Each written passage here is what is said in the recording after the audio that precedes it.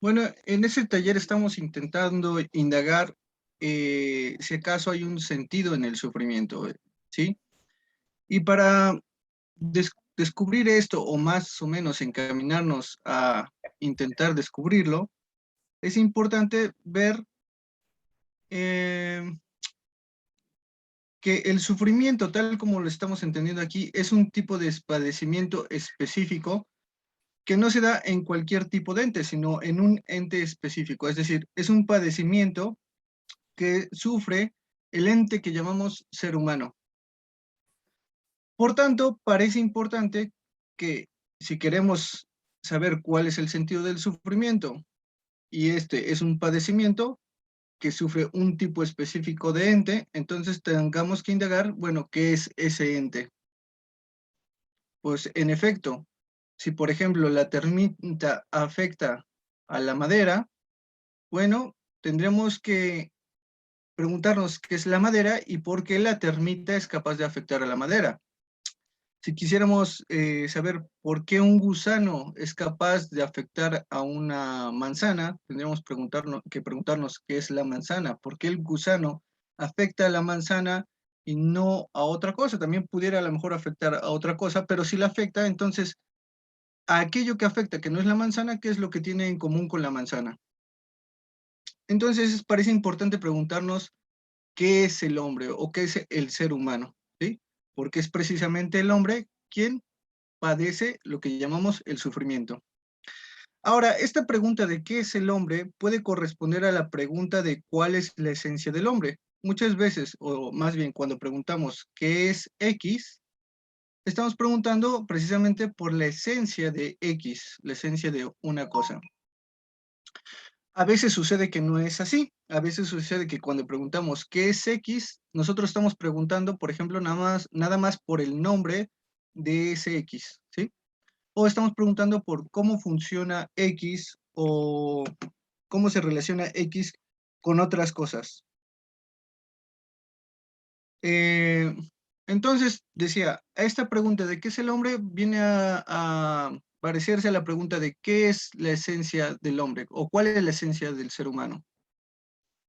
A esta pregunta, bueno, muchas veces se ha negado y actualmente en la filosofía que prevalece hoy, se responde, bueno, que el hombre no tiene una esencia o que no tiene una naturaleza, ¿sí? Es un error creer que el hombre no tiene una naturaleza, pero este error, como casi la mayoría, se desprende de unos ciertos hechos que son muchas veces malinterpretados. Y bueno, ¿cuáles son los hechos que son a veces malinterpretados? Nosotros cuando vemos otras especies de seres vivos, por ejemplo, los leones, los lobos, los que ustedes quieran, las hormigas, etcétera, nosotros vemos ciertas determinaciones en esas especies, ciertos comportamientos muy específicos que se presentan en sus subgrupos o subespecies. Y entonces nos damos cuenta que se parecen tanto que nos es difícil negar que tengan una naturaleza, ¿sí? Es decir, los lobos siempre siguen ciertos patrones, aullan, si no exactamente igual, muy parecido. Las abejas, independientemente de la subespecie de la que hablemos, tienen comportamientos muy parecidos. Pero en el hombre pasa una cosa muy diferente, porque nosotros cuando vemos las diferentes culturas humanas, nos damos cuenta que hay una gran variedad de comportamientos, de costumbres, ¿sí? Que se van dando a lo largo de la educación. Comportamientos, ritos, religiones, creencias, modos de hablar, idiomas. Y esto suscita que nosotros podamos pensar que no existe una naturaleza humana. Es decir, ¿por qué si tuviéramos una naturaleza humana, por qué entonces cuando hablamos suena tan distinto? Por ejemplo, nuestros acentos suenan tan distinto, usamos palabras tan diferentes, por ejemplo, del español por ejemplo, al ruso o al chino, ¿sí? Nuestra misma fisionomía varía mucho, ¿no? Es decir, vemos que hay seres humanos que son de una tez blanca, seres humanos que son de tez negra, etcétera. Y esto suscita que podamos pensar que no existe una naturaleza en común. Pero el error radica en que la naturaleza en común de los seres humanos no está precisamente en unas determinaciones muy específicas como sucede en el caso de los animales, sino más bien está en unas ciertas potencialidades que son determinables. Y bueno, de ahí que estas potencialidades sean determinables, que pueda haber una gran variación en las formas en que son determinadas. Es decir, por ejemplo, el hombre tiene capacidad de lenguaje, pero esa capacidad de lenguaje de comunicación no está determinada, sino que es determinable a darse en formas diversas, y así que existen muchísimos idiomas. El hombre es capaz de cultura, pero no, su cultura no está especificada desde el momento en que nace, sino que es una potencialidad, una cierta flexibilidad, plasticidad en el hombre en que puede darse de diversas formas. Entonces, si nosotros queremos preguntar qué es el hombre, debemos de proceder con buena filosofía, con buena ciencia. La buena filosofía es una buena ciencia. Y la manera en que procede la buena ciencia es yendo a los hechos y a partir de los hechos indagar las causas. Entonces, tenemos que fijarnos cuáles son los hechos.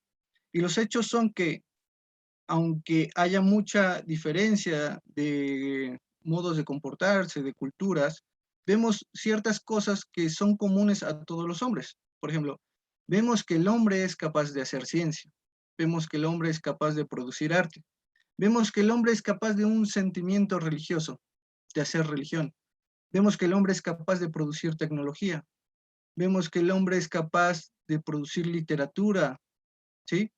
De expresar sus emociones a través de su cuerpo, a través de diversas formas de expresión oral o escrita, ¿sí? Todas estas cosas son comunes a los hombres. Sin importar la diferencia que haya de una sociedad a otra, tenemos algo en común, tenemos una naturaleza en común.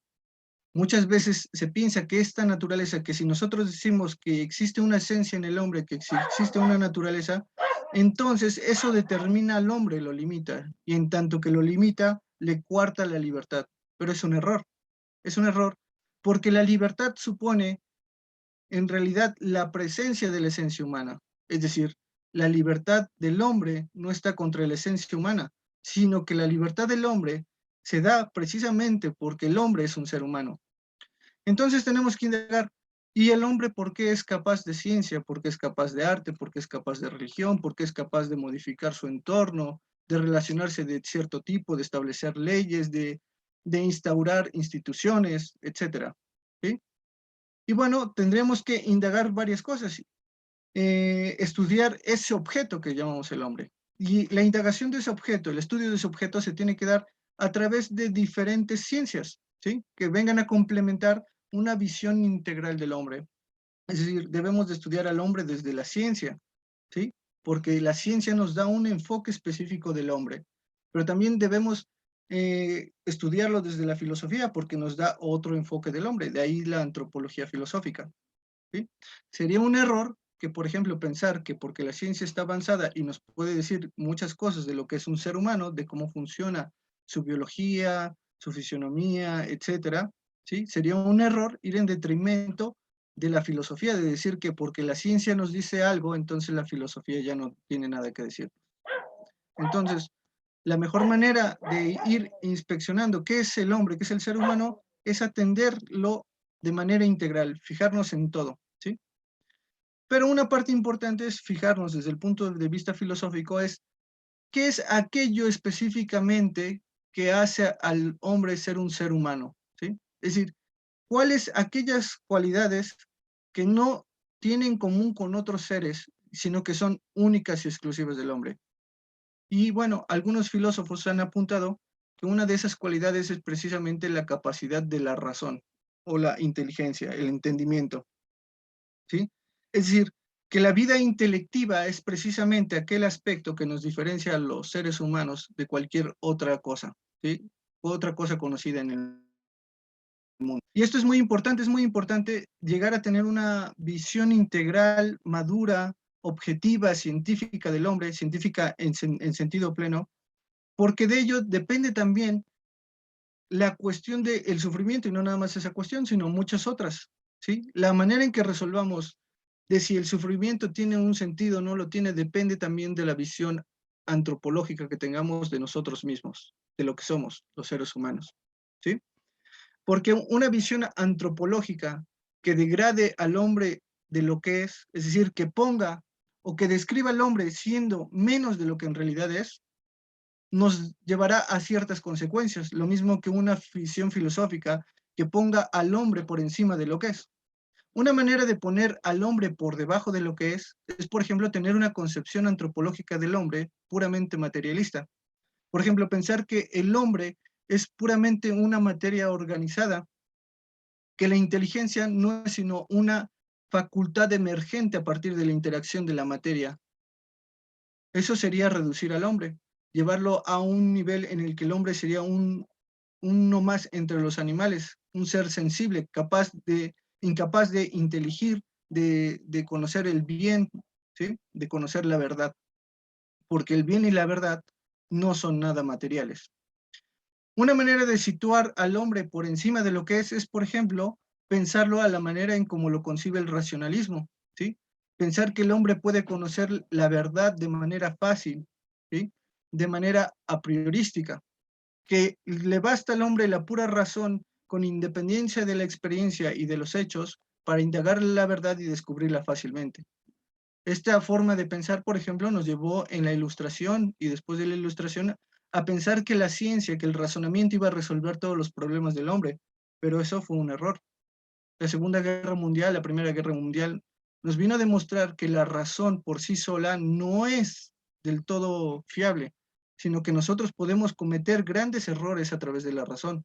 Nosotros podemos racionalizar, podemos hacer una lógica del mal, ¿sí? Es decir, podemos usar la razón para el mal. Entonces es importante que ni situemos al hombre por encima de lo que es, ni que tampoco lo degrademos. No es puramente un animal, no es tampoco un ángel, ¿sí? Si no pecaríamos de angelismo o de sensismo. El hombre es más bien, en una visión equilibrada, un compuesto en donde en la filosofía clásica se entiende como una composición de algo que se llama la forma y la materia, el alma y el cuerpo. Una composición en la que el hombre es un ser sensible, pero también es un ser espiritual, entendiendo que tiene capacidades o facultades de tipo inmaterial. Bueno, hasta aquí mi exposición. Yo sé que la indagación de lo que el hombre no es, no la podemos llevar a cabo de manera muy profunda, por lo menos en estas exposiciones, pero a través de las discusiones